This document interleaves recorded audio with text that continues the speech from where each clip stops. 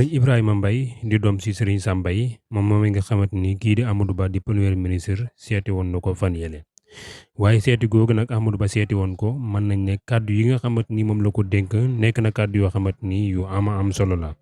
bokk na si kàddu yooyu ñu dimbale ñi nga xamante ni ñooy néew gi doole yi wàññi li nga xamante ni mooy dund gi ndax jamono ji kat dund gi métti na lool te njëg yi seer na lool fi nga xamante ni moo di si marché bi.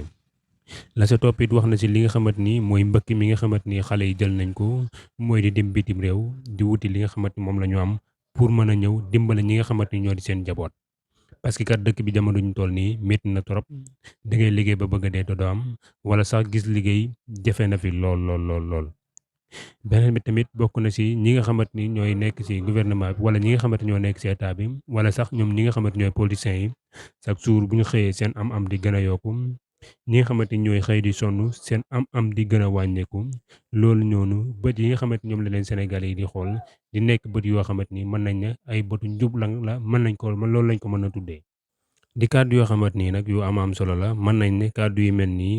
mën nañ la moom la kilifa diine di war di taxawee saa su ne bu fekkee ne jàkkaarloo na ak ki nga xamante ni moom la ñuy wax kilifa aada nekk ñi nga xamante ni ñooy politiciens yi ndax ñoom ñii ni kat il faut ñu leen di wax dëgg ñuy mën di yërëm askan wi waaye tamit ñu leen di mën di jàppale saa yu ñu leen soxlaa di leen gis ñu leen di nekkal seeni wet.